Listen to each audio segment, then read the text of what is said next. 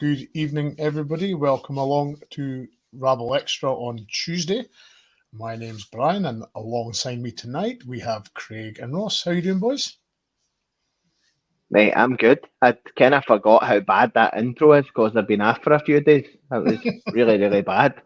It's really poor. We need to get that sorted. But apart from that, pretty good. Craig, recovered from the weekend?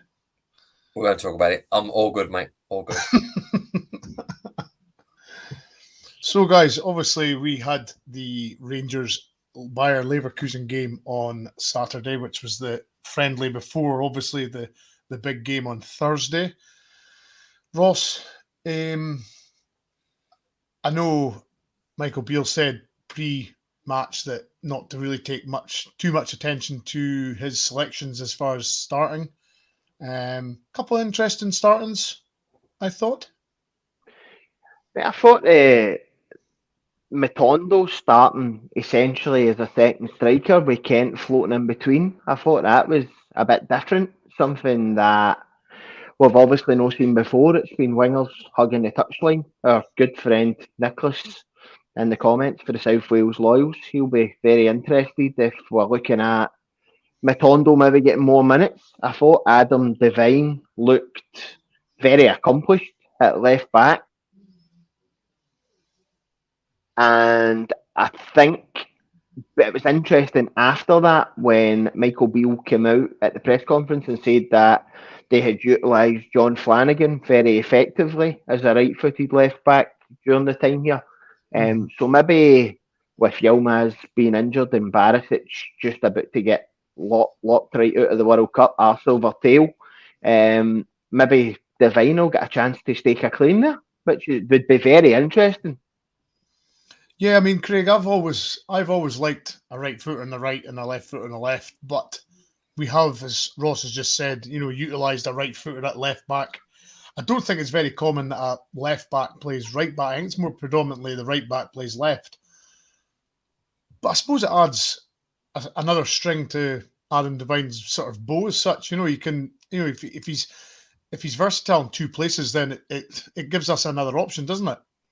Yeah, it's only good for him. It's only good for the team. I was saying to Ross beforehand that there was one bit I caught up the game. I didn't see the game live, so I caught the game up the last few days, and I saw there was a point in the second half where the ball went out wide to him, and you just wanted him to whip it in left-footed, and obviously that's not his natural foot, so he sort of scuffed it, and you sort of wanting it, but he's only going to improve in that. He'll play hopefully the next couple of games in that position because obviously Borna's going to be away for still a little while. Yilmaz isn't anywhere near returning by the looks of it, so it's his place to put down at the minute. Yeah, I mean, I was actually thinking, obviously, Argentina are 2-0 up in the semi. I was kind of thinking, well, that'll be Barisic coming home early, but of course, there's the third, fourth playoff game, so that's that idea totally binned. But I mean, I wasn't quite sure how to take Leverkusen at the weekend, Ross. I wasn't sure sort of how they would set up or how they, I didn't know if they had any players at the World Cup. I don't really know much about Leverkusen now since we played them a couple of years ago, 3 years ago. Were you as surprised as me as the sort of the scoreline that it ended? As in, it was quite comfortable, the scoreline. Mate, it obviously is good for our confidence to go and get a result like that against what is a top German team. But I think Beale done well to kind of pour water on that fire excitement to say, look, they are weeks behind us on their return. I believe the German league doesn't start back for near enough into the new year. I So think they are, they have the winter shutdown in January anyway, don't they? yeah, so they're miles behind where we are. But listen, you can only beat who's in front of you. That Leverkusen team, these headphones are honestly going to get stoated right out the window.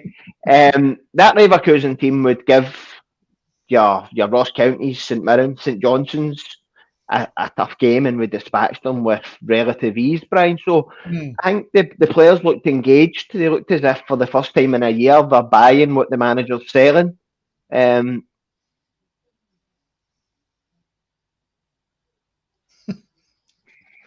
the fact that we are getting that sort of reaction for the players speaks volumes, because we've not had that, let's be honest. But Van Bronckhorst got a new manager bounce for a couple of weeks, and then it went very, very drab. So hopefully the players buy into that for a bit longer this time, and we can really go. As I said before, Brian, 9 points.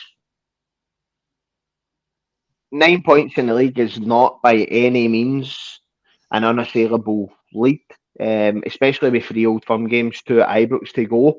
So if we can keep that new manager bounce going and the players buy into what he's selling, then this league isn't finished.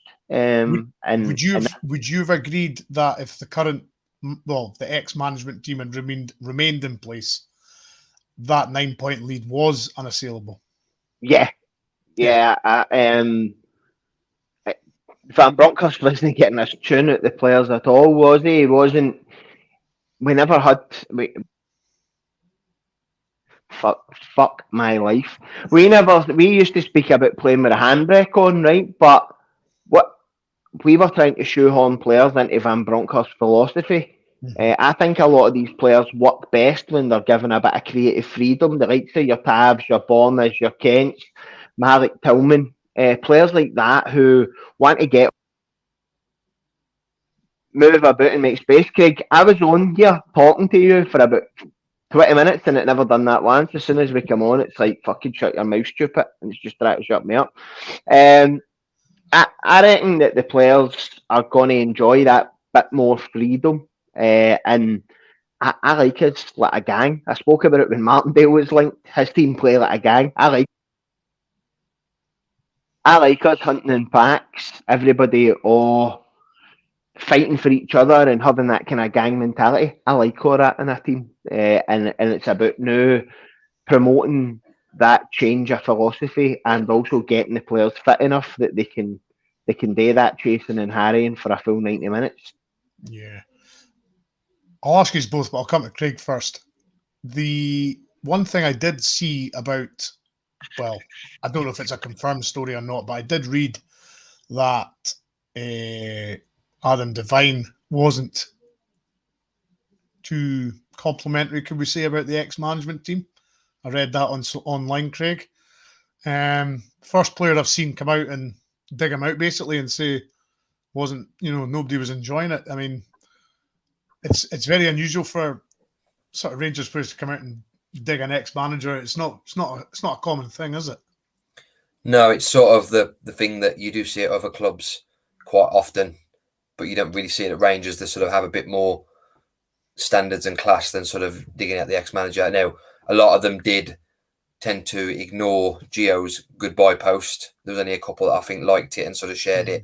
So that speaks volumes in itself, but it's kind of the, if you've got nothing kind to say, don't say anything mentality rather than digging him out. I don't really blame Devine in that respect, because he must be thinking, Jesus, Tav's a walking wounded man and I can't get even a run out against Dundee or Ross County or any team he's putting Tav in. So obviously he doesn't trust me, doesn't like me, doesn't rate me. And obviously he then comes in under Beale one game, playing out of position, but plays reasonably well for somebody who's really young and yes, he's a defender. Yes, he's going to have the basics of knowing how to play fullback, but it's completely different playing one side to the other. I'm sure you mentioned John Flanagan. He started as a right back. It would have taken him quite a few years to get used to playing out of position. Phil Neville was probably the similar when he played right and left back. Dennis Irwin. It takes time when it's not your natural spot. But yeah, it's not normally what we see, but I don't really blame it. No, I think I'm actually surprised, Ross. There was only one that's come out and said anything negative about Gio, since he's left. I wouldn't have been at all surprised if there was more, because, as you said, since the cup final in Spain, there's the drop off in the team has been quite obvious. This season. I'm just surprised that the Moore hasn't come out and said something than just young Devine. I think it comes down to professionalism, Brian. I think that Devine's maybe a wee bit wet behind the ears, and doesn't feel as if he's got the responsibility, and that he's maybe a wee bit young and a wee bit naive to come out and criticise publicly. As Craig says, the fact that he put up a big goodbye post and very few of the first team interacted with it in any way. Usually, when you see gaffers leaving, you get all over Instagram. Every player will put up a picture and really enjoyed working with you. I think their actions spoke louder than words ever could. There wasn't many who made a public viewing of, look, really sorry to see you go. You really helped me, and blah blah blah. All the usual stick that you get. Listen, as soon as they left and Beale came back in, I renewed my RTV subscription because I get that. Michael Beale speaks, I want to listen because the guy oozes football, oozes passion, oozes class. He wants to let you know what's expected. He's no scared to dig people out. He's also no scared to tell you what he thinks is no. Whereas when Van Bronckhorst was the manager, we spoke about it on here often enough. I wouldn't have watched his interview if he was saying it in my kitchen. I would have shut the living room door. Just to come back at you, Cammy, Borna won't be back on Monday. He has, at the very worst, he'll have the third and fourth place playoff on the 17th, I believe. So he's away for the foreseeable till next. Well, I would imagine he'll be back at the weekend next. Is it Friday the semi is? Saturday's the third and fourth place playoff. Saturday, yeah. So he'll be back in training. Well, he'll probably get a break. I would imagine he'll get a break actually, Craig, won't he? He'll get maybe time off. But he hasn't played many minutes. Martin's word was vehemently against that idea when I was on here the other night. My argument was it's not like he's played 60 games of the season, then had a 10-week or 6-week World Cup in the summer. He's played probably 15, 20 games and played 2 or 3 games of the World Cup. He really, apart from having a couple of days to get over sort of jet lag from being away for so long, he should be pretty raring to go. I've seen people say, "Oh, he'll get a week or 2 off." For me, no, he should not be getting any real time off. He should be raring to go. Really, he probably won't.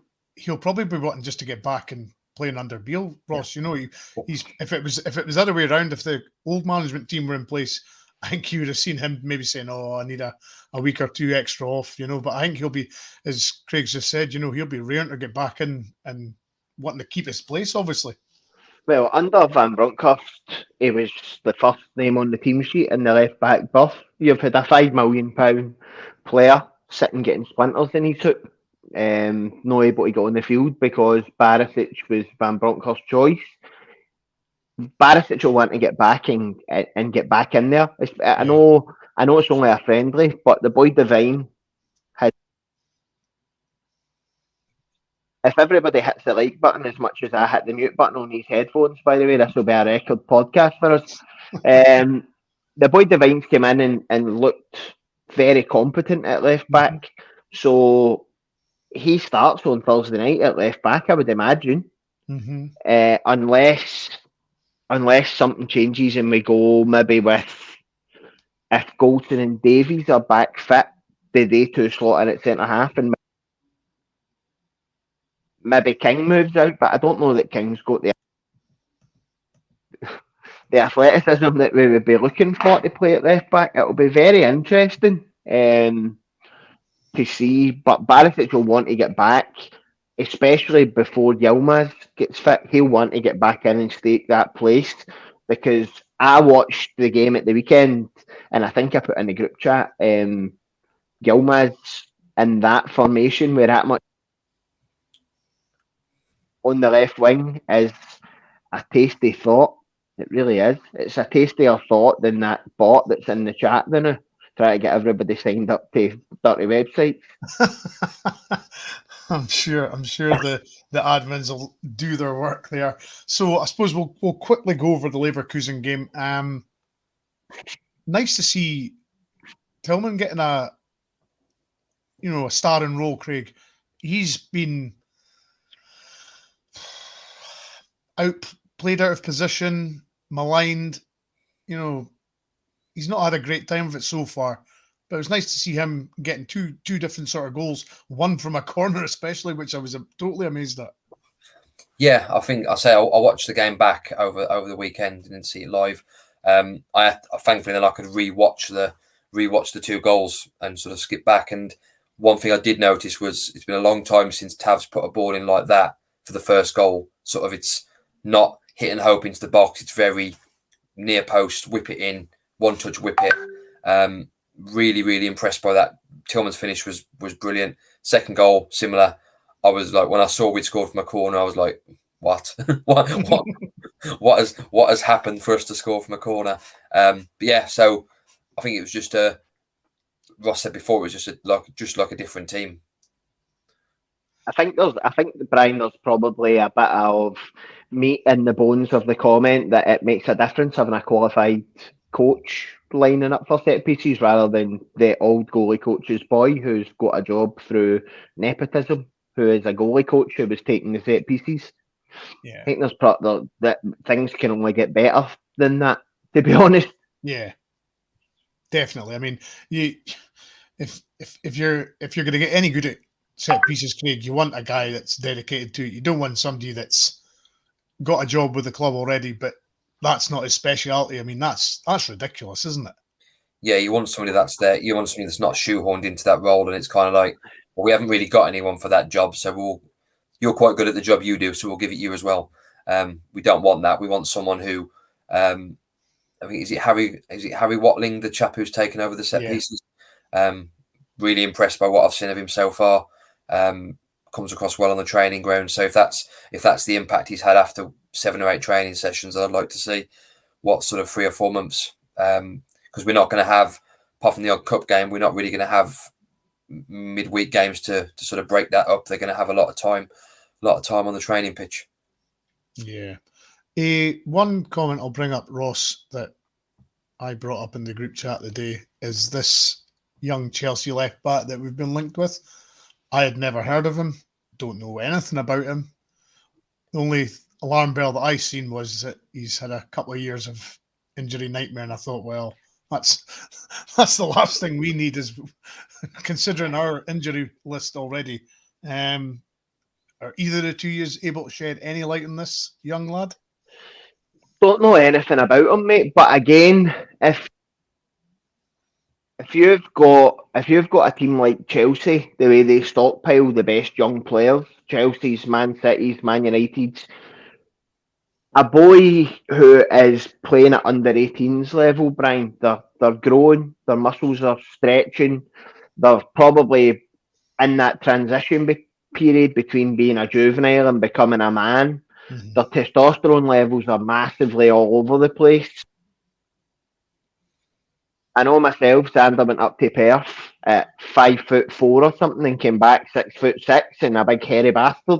And that's just what that is, mate. It's the testosterone, that gone from playing football part-time to playing full-time, and they're in gyms and they're eating properly, and there's a lot of changes going in a guy's body when it comes to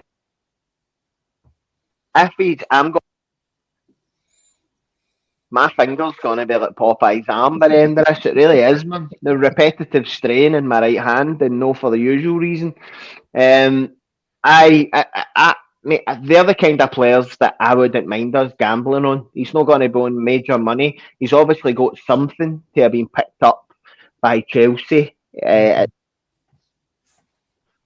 such a young age. Listen, if you bring him in, have a look at him. If he looks decent, you sign him on a couple of year deal and see how he goes. See if he is going to be injury prone. You don't renew it. But at 18, did it not say on the post that it was through illness, injury and illness, as if it had something? Yeah. No, quite an injury, maybe something else underlying. So, mate, I can't shed any light on the player, obviously. My football manager scouts have let me down on this one. He's never been recommended to me. But the fact that he's good enough to play in their academy, mate, he seems to have played quite well in the game he trialled for us. So, listen, we can't slag anybody signing injured players, mate, because I noticed on Instagram today the Rangers Rabble have signed a guy on crutches to sponsor his top. You know what I mean? So we must have got a cut price deal. The guy actually had Stone Cold Steve Austin's knee brace on while we were getting pictures of him. So listen, even the Rabble are investing in the old. Even the Rabble are investing in the old crops. So listen, as I say, at that age, injuries happen. He's still forming between a boy and a man. So yeah, kind of cool. You were speaking about Harry Watland there, Craig. I liked Harry Watland's interview where he said that he likes to work with the younger age groups when he can. He said he'll work concentrate in the first team for now. I think his interview, he said he was going to be eventually the go-between between the youth team and the first team, as in who he'll basically assess who's going to make the jump ups effectively. That'll be an interesting role for him, won't it? I mean, that's another new sort of role that's Michael Beale's decided that he needs in his backroom staff. Yeah, it kind of makes sense because you kind of want the whole philosophy that Ross Wilson's talked about in the past is the youth team and the B team and the first team all play the same sort of system, same philosophy. So if a player does move from B team to first team, it's not a massive jump of changing tactics. So you kind of want someone to be that go-between, to go, he'll fit the system that we want to play because he excels in the system at the moment. So it just ticks every box. And if he's got experience of doing that, or he'll gain experience by doing it under Beale, then it's only really a win-win. It's also then going to be a win for the B team, because if any players like Lowry are injured or Hadji injured, drop down to play a few games in the B team, they're going to know exactly what system they're playing, what formation, what they're expected to do, because it's not going to be completely different to what they're already doing. Yeah, definitely. I'll throw this one to both of you. Big Dave, here's one for you boys. If we are taking Beale's first 11, Lundstrom, Jack, Kamara, Tillman, Lawrence, for 3 central midfield roles, who do you drop if everyone is fit? So I like you this. First, Ross. I like this because the way Beale wants to play, we're going to play with one sitter. So you're talking, and from that list, you're talking Jack or Lundstrom. For me, becomes the pivot, the sitter. For me, there's nobody better when he's fit. I've said this before on here, in British football than Ryan Jack at that role. Let your wing backs go forward and he naturally covers. There's nobody better. All right. So that becomes a choice between the two. You're then looking at your sitter. So you've got him doing the defensive part. You're then looking for your guy who's just going to get the ball and recycle it. That's where your Kamara comes in, maybe Lundstrom. Then you've got Mick Beale spoke at the weekend about the one who's going to break out of that 3 and get forward, who was Tillman. I know that he said at the weekend that if he will try his best to sign Tillman. That to me frees up a Hadji or a Lawrence. Hadji probably moves on because you don't need 3 players for that role. But also, if you've got Kent, honestly, you've got Kent and Matondo playing in behind a Cholak. Hadji and Lawrence can both move forward into there as well. So rather than a 4-3-3 with 2 wingers, it becomes a 4-3-3, maybe a 4-1-2-2-1. 4-1-2-2-1. Does that make math ain't mathing?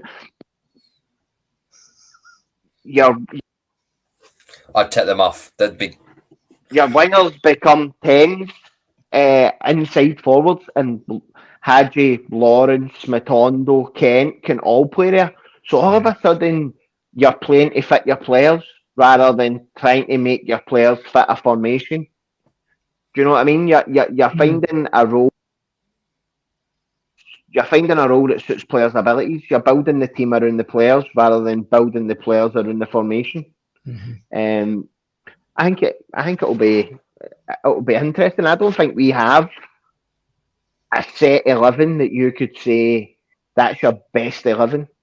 I think it'll come down to, see, when you're playing FIFA, you're playing Football Manager, and you're like, oh, Hadji's looking a wee bit fatigued, has green hearts, nearly sitting on the yellow, I'm going to need to rest him, and you just bring Lawrence in there. Yeah. Or, starting to get annoyed, Kent, you look at Kent, and Kent's maybe had a bad game for a couple of games, you can bring him Matondo in. You don't just play Kent because he's Ryan Kent and he costs £7 million and he's got to play every game. Yeah. That changes the whole philosophy around our first team changes, I think, because Mick Beale I don't think he's going to play players based on reputation. I think he'll play the players that suit the game, that suit the opponent, I don't think we'll go into Champions League games under Mick Beale and try and sit again, man. Again, the £300 headphones, don't know how to work them. Technophobe. I don't see Mick Beale going and just playing a boring formation against anybody. I think he's got that cultured imagination about him that he'll look at tactics and see how we can hurt teams rather than just sitting back and worrying about Liverpool are going to do to us or what any other team's going to do to us.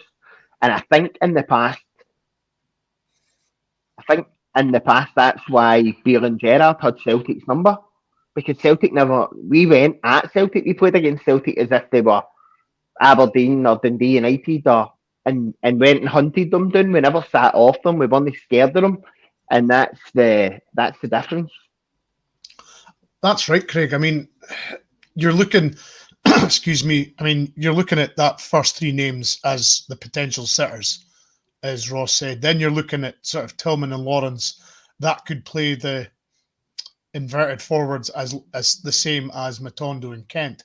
All of a sudden, you've got three players going for one position, and then you've got those two plus the other two that's fit just now, 4 going for 2.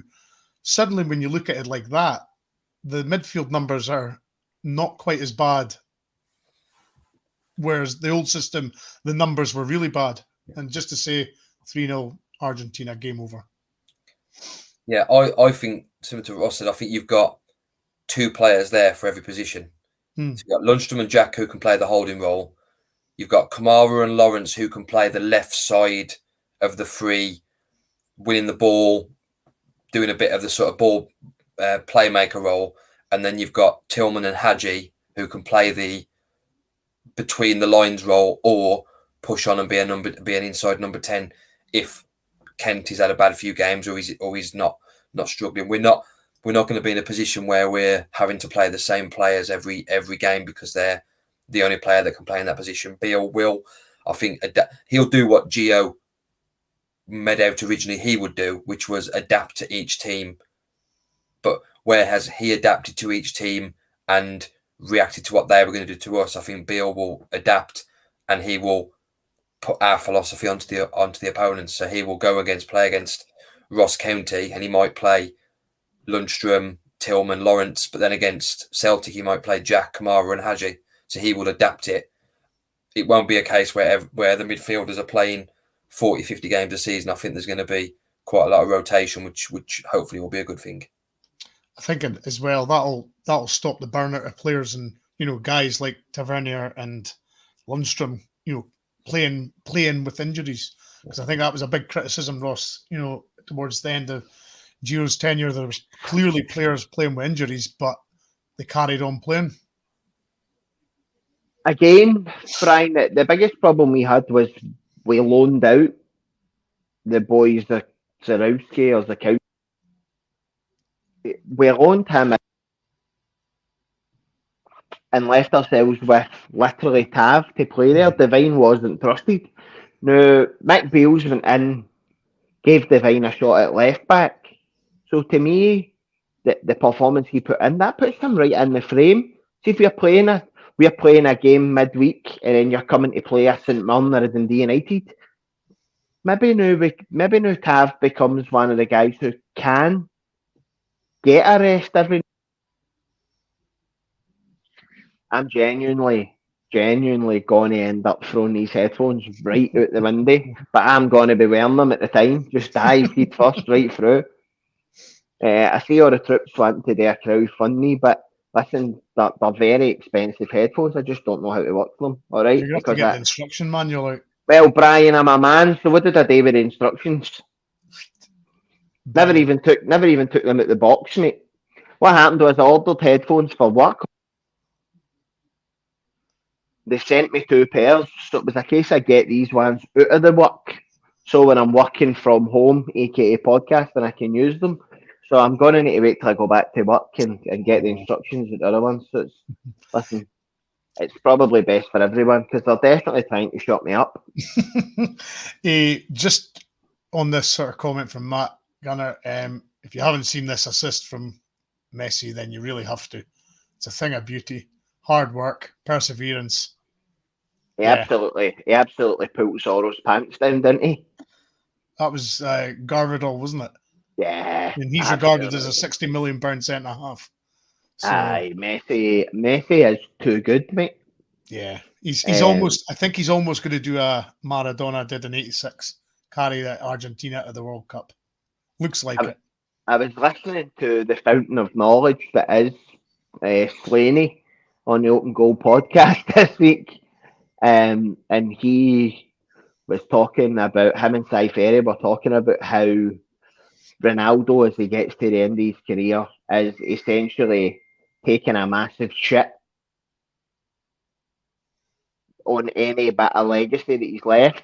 Yeah. He's absolutely gubbed his legacy at Man U with his actions. He's now went to his national team, took them to a World Cup and acted like a big baby, ended up falling out with the manager and at the same time the wee man's just all about the team, isn't he? He's just all about the team. He just loves playing football and this tournament, if anybody, that you get some people that are a bit special that thought Ronaldo was better than Messi. So there's just no way. There's just no way. No, you just and can't. I hope he does go on to win it. And saying that, I have got France in the work. If France come through in the work sweep, I'm going to just buy cheap headphones, mate. That's what's going to happen. So going on to the end of the Leverkusen game, Craig, Arfield chipped in with a goal at the end. I think somebody said in the comments there, if I find it, that Mike McBeal will use, here we go, from William, you will make use of the full 5 subs, whereas, as we know, Gio was very, very reluctant to make subs at any point, and even though there was guys, blowing out their backsides, he just wouldn't use the subs, and for the life of me, I never understood it, but Beale will certainly make use of them, won't he? Yeah, Beale will give players a chance.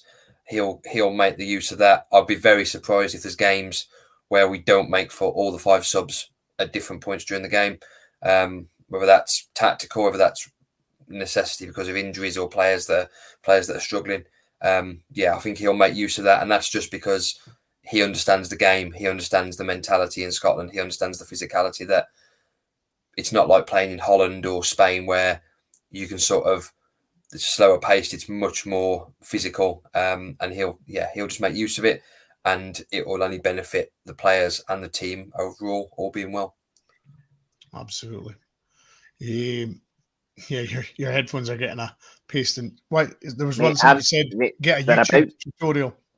Mate, listen, I've went onto YouTube. It says that there is no manual, there is no automatic mute. You guys are my witnesses. They're muting me. I don't know if they've got a bullshit filter in them. I don't know if Seidenhauser or Epos headphones, right? And I don't know whether maybe Elon Musk took the huff because I've come out to Tesla for a wee while and I'm now trying to another company. I don't know if that's what it is, but Cole's got a little remote in the bath. That's what it is. That's not for my headphones, but every 20 seconds, just muting you. can I just say to Curry in the comment, Curry, go do me a favour, go on a message the Rangers Rabble Twitter page. Some of us got bullied off of Twitter, right? It's just no worth the hassle for me, right? Because I just end up biting at wee faceless virgins. So if you wouldn't mind messaging the Rangers Rabble page, mate, and Martin will give you a message on my behalf. He's even giving you advice. Look at this, free advice. And he's got a picture of my missus on his profile, look. Need to get into computer settings. There's a sensitivity option on the headphones. There you go, see. Right, wait a minute. I'm getting taught. You find something new every day, don't you? You do, so mate. We move on, obviously, to Thursday night. It's the return of the SPL, Craig. Long awaited. It's been a fair wait for us, considering the way we finished it. Lots changed. How are you expecting the game to go? Are you expecting, obviously, Rangers to comfortably win, marginally win, or do you see it as a bit iffy? Or it all depends on who's starting, doesn't it? Yeah, I think the crowd will play a big part. I think the crowd will be really up for it. I think if Gio was still manager, the atmosphere will probably be similar to what it was before the break. I think Beale there, I think picked up a bit on Saturday. Now, granted, Saturday wasn't a full house, but you could tell the atmosphere was massively different. It will depend on who's starting. I can't see anything more than a Rangers comfortable win. I think Beale will try to blow Hibs out the park first 20, 30 minutes. I think he'll really want to put a stamp on the game and put a stamp back on the league. To be honest, whoever starts, I think we've got enough that we should comfortably beat Hibs 9 times out of 10, and that's what I'm going for Thursday. Are you agreeing with that, Ross? Is your headphones settings sorted? Mate, I was trying to go through it there, but I'm going to, once Curry messages the Rabble and gets the message, I'll be able to speak to him privately on this matter. I seen somebody there putting on about Elon Musk buying Rangers, and my head just exploded, Brian. Everybody knows that I am an Elon Musk fanboy. But listen, I don't know how I'm going to get these headphones to work. I was that busy. I was clicking on enough settings, Brian. I haven't even heard the question, so I'm waffling a wee bit. But if you feel like asking me again, then I'll 100% try my best to answer.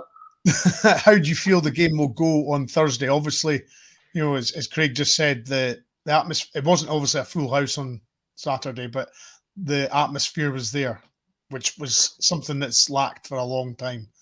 Obviously, I would imagine it'll be a full house on Thursday. How do you envisage the game going, basically? I think Michael Beale. We need to call him Michael now because Mick sounds a bit Timmy. Yeah, we need to call him Michael. I fell in that trap. I think Michael, the Gaffer, the senior, I think he'll set a team up to go and attack Hibs. And if Rangers play against Hibs the Rangers way, 98 times out of 100 Rangers win because Rangers have got better football players than Hibs. The thing for me with Gio was we respected these teams too much. We never went and hunted them down. We never went and made them make mistakes in their own third, their own defensive third. And we've got the players to any. It's actually double done to me now. I'm pressing for it to unmute and it's just muting me instantly. Like honestly, it's really annoying me. But we've got the players to go and hurt teams, mate. We spoke about the attacking prowess we've got. You've got Tillman, who wants to break out of the sitting three and score goals. Kent wants to score goals and create. Matondo. You've got Lawrence to come back. Hadji. You've got Morelos, Cholak. These are all. These are all boys that want to score goals and create chances and get forward. Now, if you've got players of a level of a Hibs or an Aberdeen or whatever, and you're hemming them in and making them make mistakes, then it goes without saying that then brings an air of anticipation for the fans as well, which the fans feed after the players and the players feed after the fans. Yeah. I've spoke on fuck this man.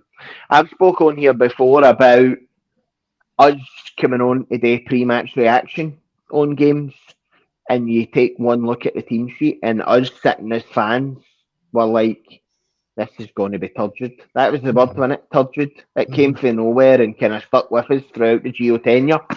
So I think if the fans get there and they see a team that they know is going to be attacking, they can see it.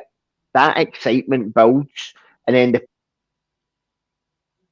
the players can then feed off that in the warm up, and then restart the game quick. Maybe go for an early goal. We never scored a lot of early goals under Gio era. It was a lot of drab first half performances.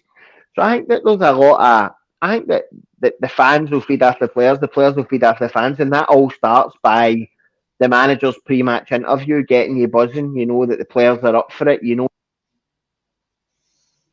that the 11 the manager are gonna be up for it, and the only thing that's not up for it is these headphones.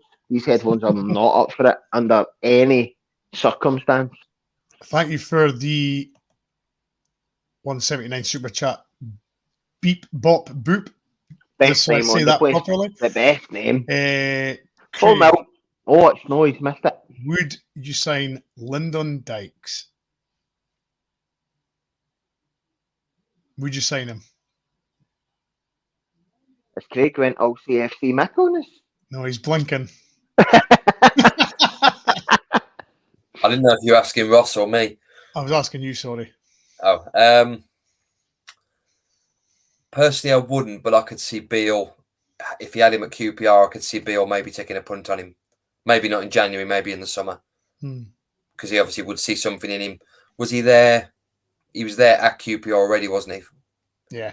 So it's not like Beale bought him, yeah. So, but if Beale's worked with him, if he thinks he could do a job, and obviously he knows him from when he was up in Scotland and Dykes was up there, stranger things have and probably will happen. So, who knows? Ross, would you?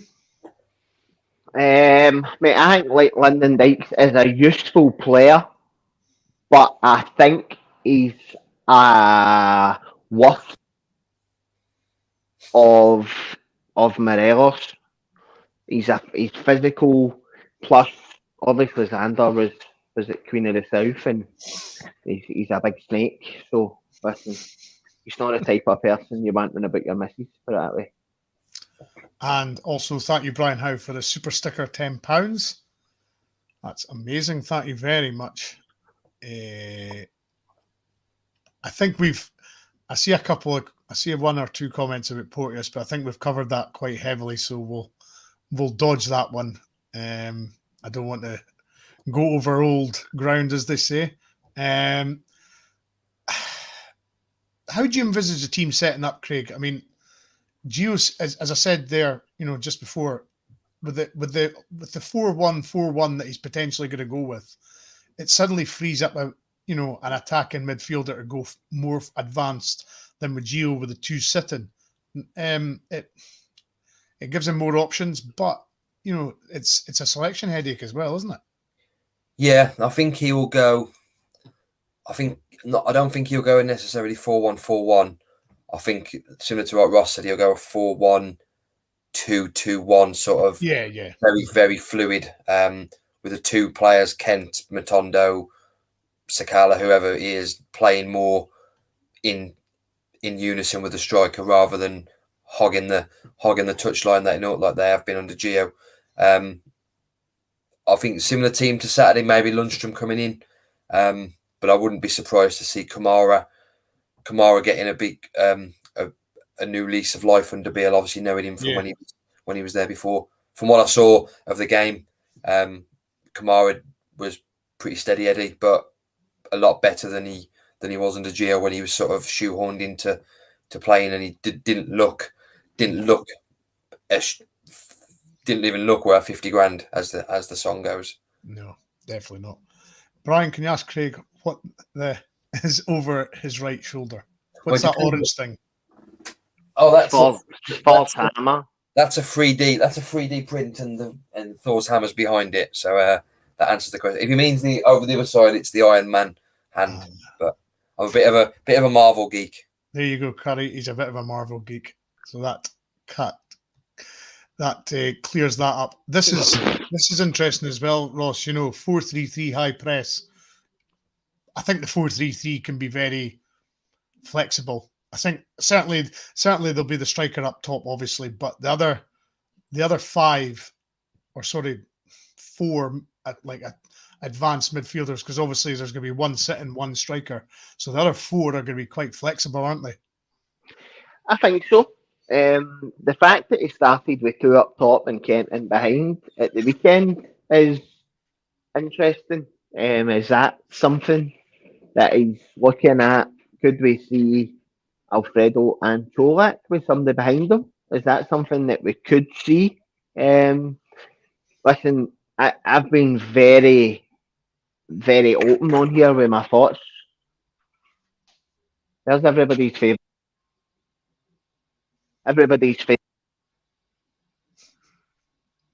favourite token Tim in making noise because we're talking about the Rangers again. I think Cholak is the best striker at the club. I've been quite open when I say that. I think he's better than Morelos. He'll score more goals than Morelos. But if there's a way to get the two of them in, is that I'm not averse to the two of them playing.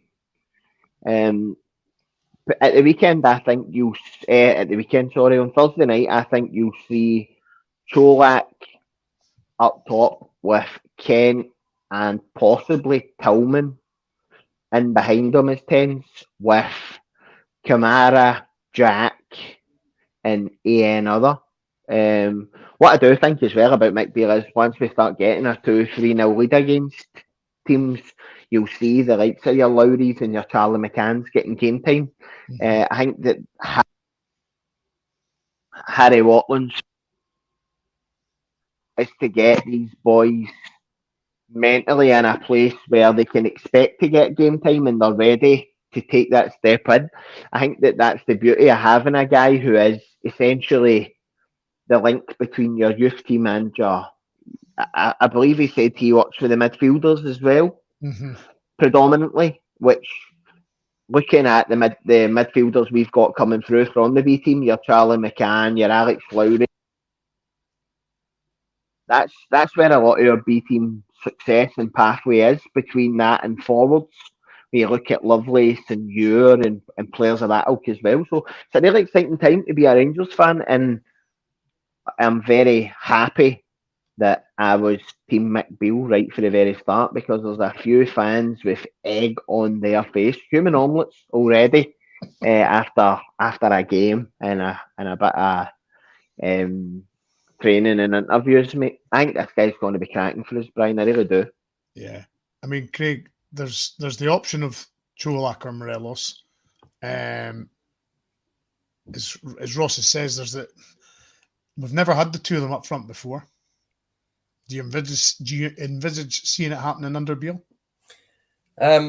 Possibly. I think I can't remember who it was I listened to the other day. Somebody made a good point that Cholak is very much a number 9, whereas Morelos could play 9 or could play as an inverted 10.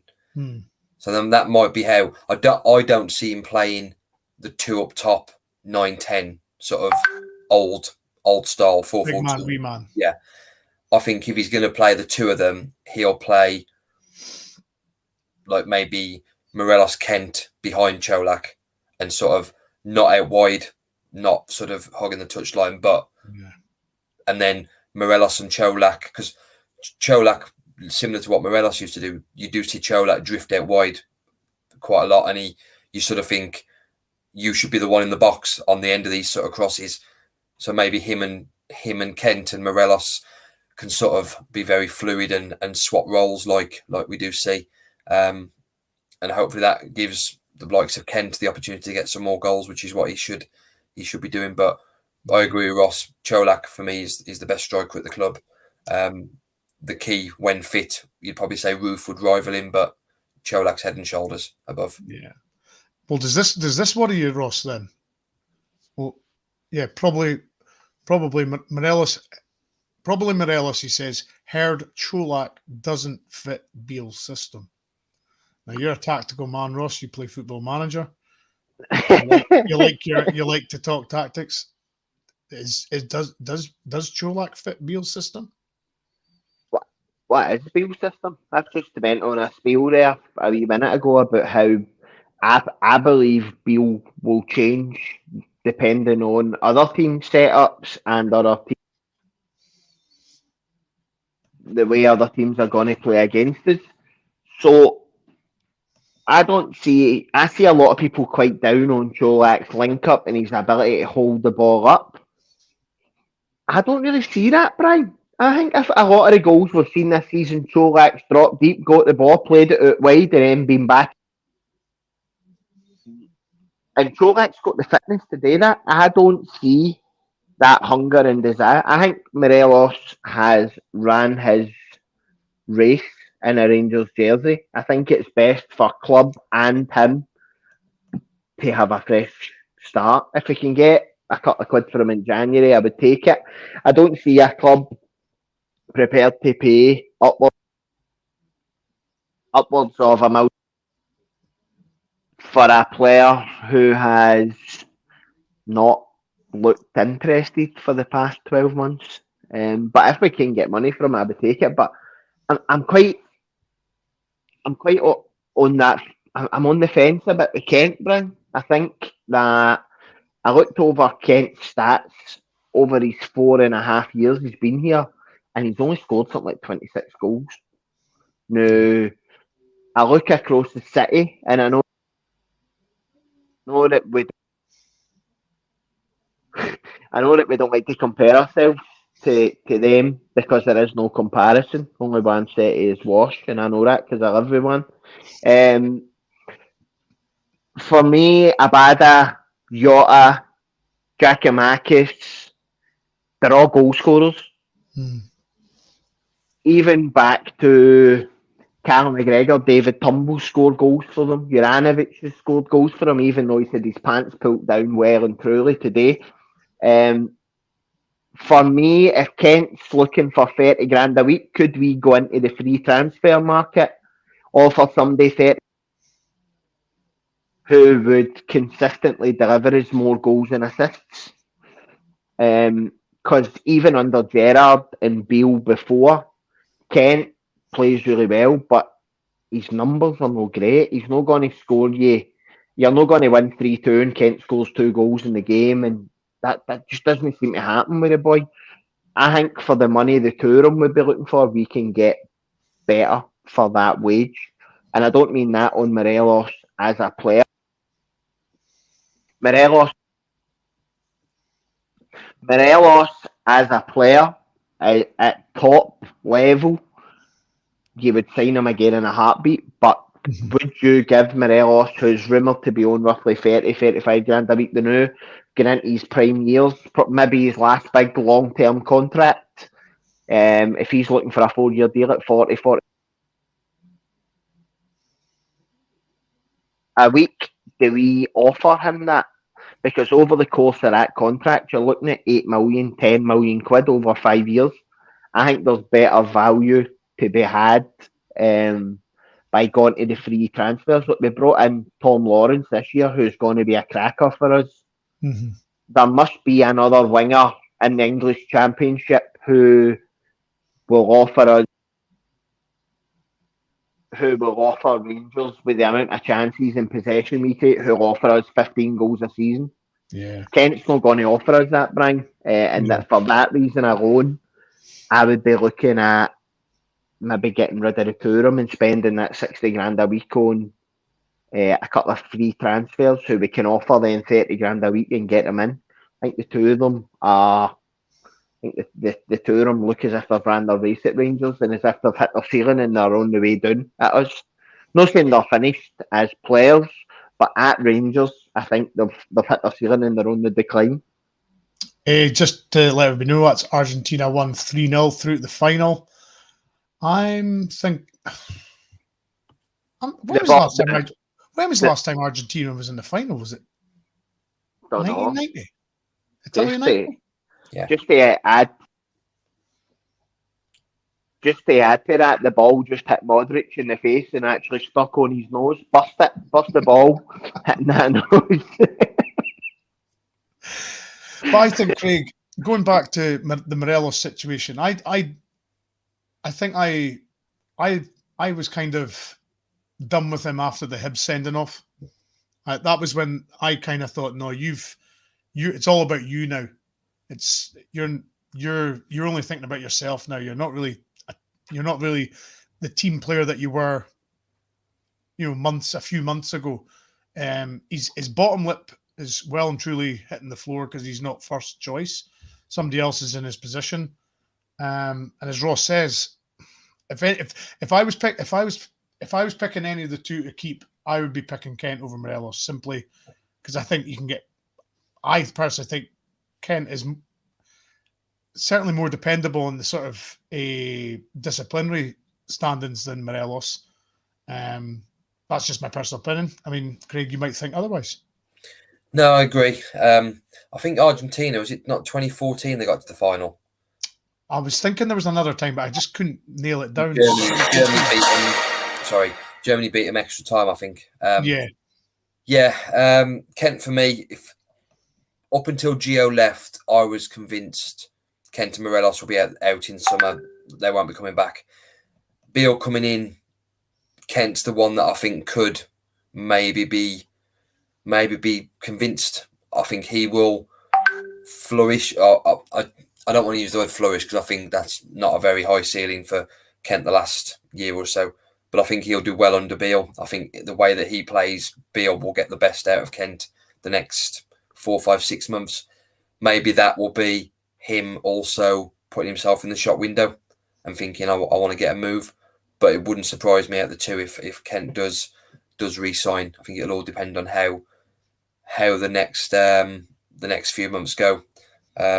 Morelos for me, the Hibs game again was the point where the excuse of he's a young boy come over to Scotland from Colombia wherever he played before that excuse didn't wash anymore.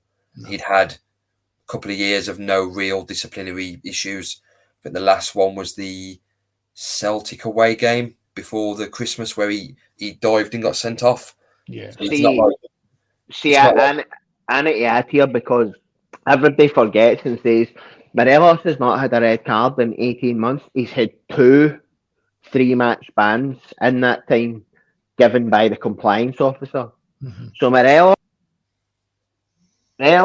is a wonderful player. We've all seen it. But I've seen people in the chat tonight already saying if Porteous is playing for Hibs, we can't play Morelos because Porteous gets under his skin. Porteous is a diddy. I think we all agree that Porteous, when he was getting linked with Rangers, I don't want him anywhere near Rangers. A, because he's an absolute arse, and B, because he's not the calibre of player or the calibre of person you want at Rangers. We're talking about a guy here who we're talking about 35, 40 grand a week, and you can't play him against a diddy in case he gets sent off. That to me is the biggest issue with Morelos. The start of the season, the Hibs game, he should have been chomping at the bit to come on, make his mark. Solak was playing well. Comes on, we're down to 10 men. He gets sent off for petulance. Van Bronckhorst says he sat him down. And then if you remember right, the next game was in Europe. We played against Napoli. He got a yellow card for dissent. And then a couple of minutes later, he pulled somebody back with a shirt and should have got a sent off again for petulance. And Van Bronckhorst ended up having to whip him off. So if you've been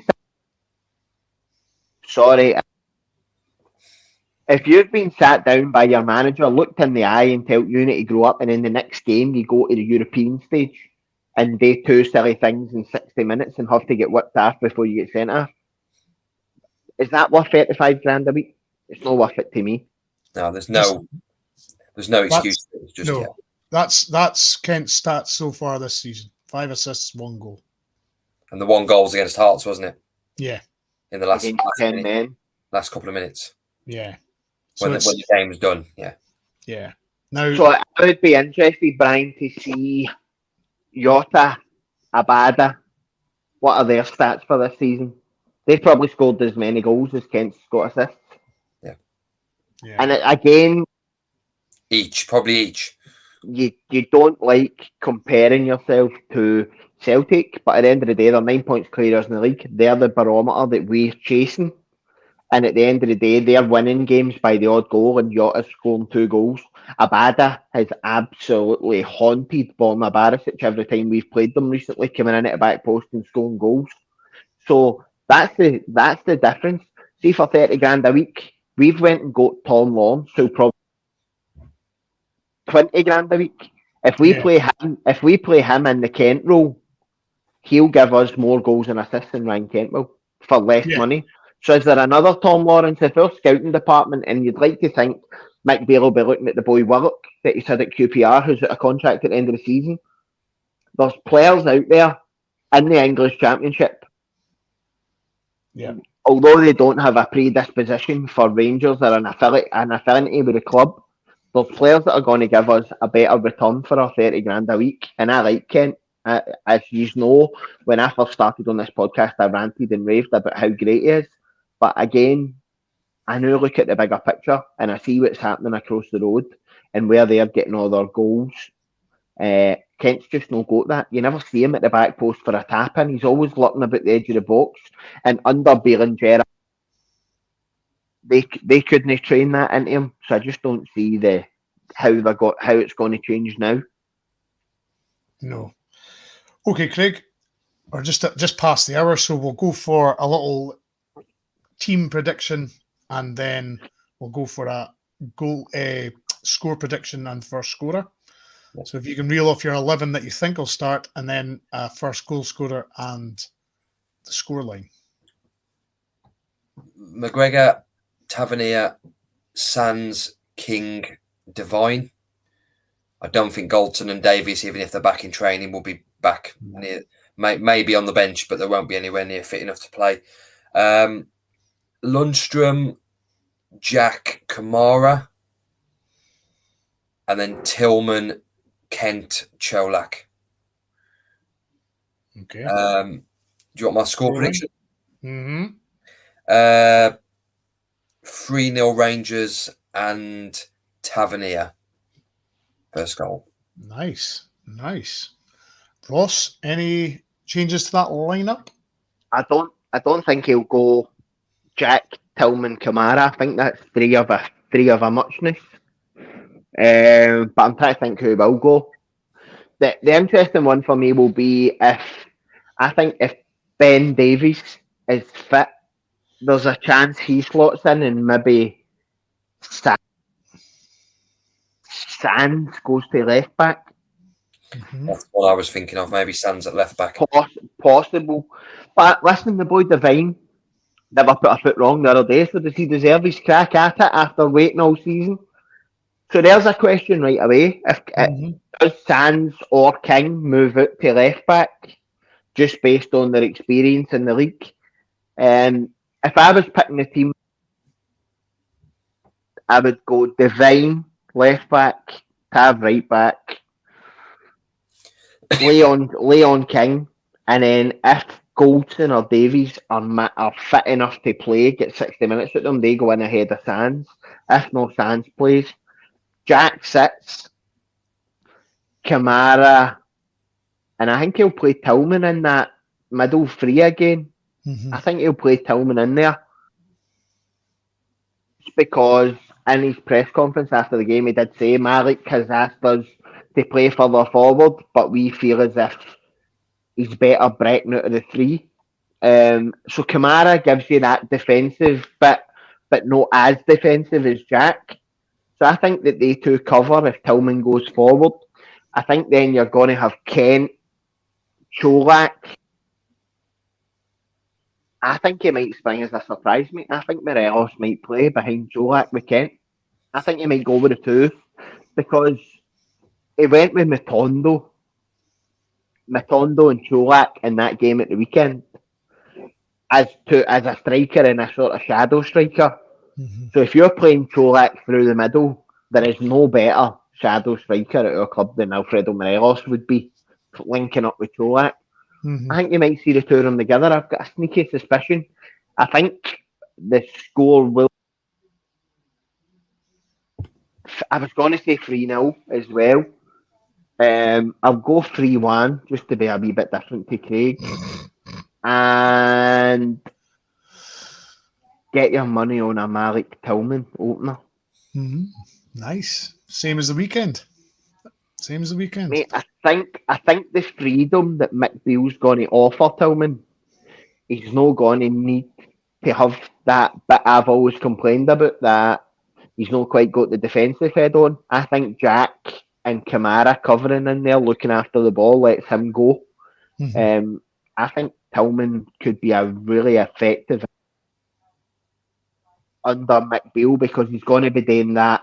Similar to, I know Beale spoke about him, kind of compared him to Barak. I was thinking like Frank Lampard, that busting three and just a peeing in the box. We've not had that for years.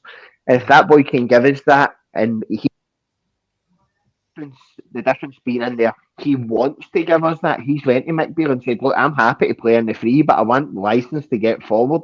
Yeah. That opens up space for everybody else as well, mate. So Yeah. it'll be really interesting. It'll be interesting to see. For once, I'm excited. I'm sitting here. It's only Tuesday, and I'm thinking to myself, I can't wait until Thursday to see what we do. As well,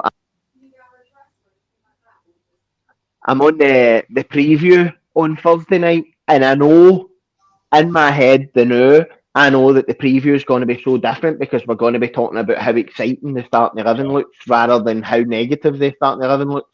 Absolutely. Jimmy, I've spoken to the boss man. He had problems, I think, getting onto Spotify, but he believes it's all sorted now. So you'll get your podcasts on Spotify as well.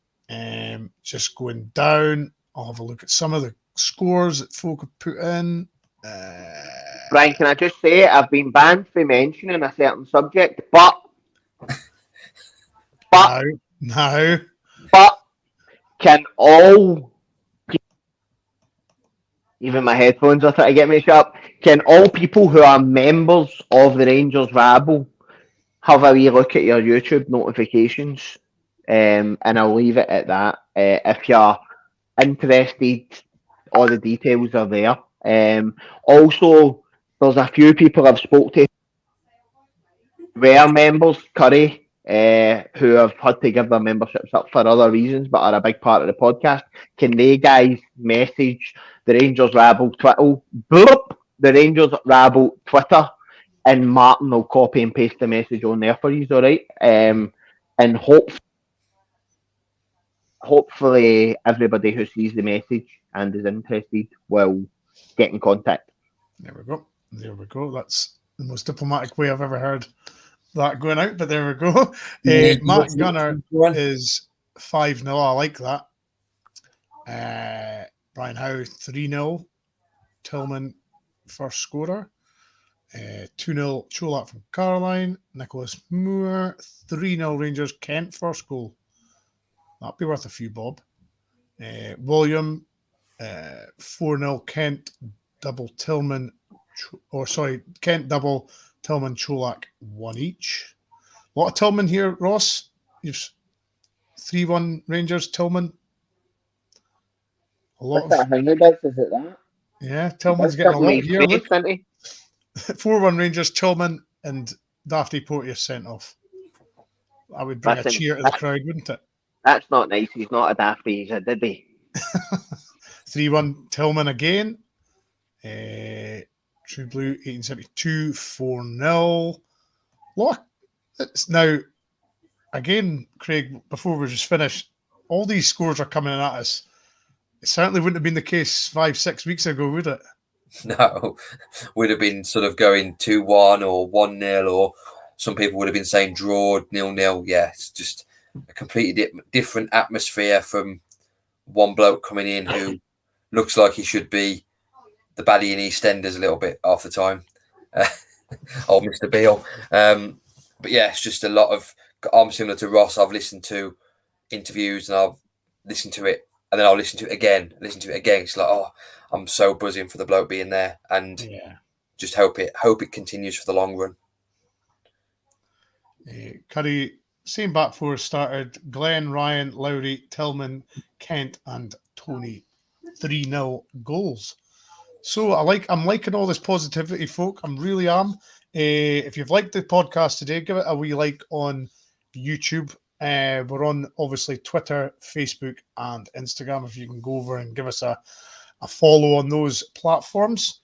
So folks, absolutely, Brian. I've just said exactly that 5-6 weeks ago. It was completely doom and gloom, Ross, but now we're forward. We're well all on the Beale train, as it says, and we're going full steam ahead, aren't we? Mate, 100%. I'm just looking at all the scores coming in. People saying Tillman first goal. It's like I'm like Rangers rabble Jesus, mate. I just speak and everyone follows.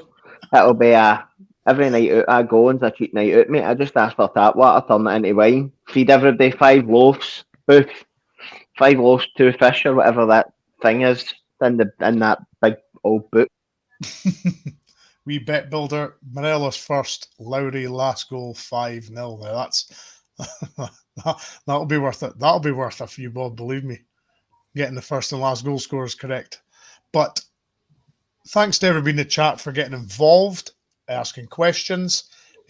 Ross, Craig, thank you for joining us tonight. It's obviously better being inside doing this than being outside just now. It's not very nice. It was minus 17 where I am yesterday at 4 p.m. somewhere close to me. So, yeah, stay safe, everybody. It's going to be a cold few days, but as long as you stay safe and you're well, that's the main thing. Hope everybody enjoys the game on Thursday. Of course, Ross said there's going to be a match preview. There'll be I'm not sure if there'll be halftime. There might be a halftime. There certainly will be a full-time reaction. So catch us on Thursday for the preview and the full-time reaction for Rangers v Hibs. And once again, folks, thanks for joining us, and we'll catch you very, very soon. Check your YouTube notifications. Thank you for joining us, people. Curry, yes. DM the Rabble Twitter. You'll get the message, and then you can act upon the message, all right? And bring your wallet. Thank you, everybody. We'll see you soon.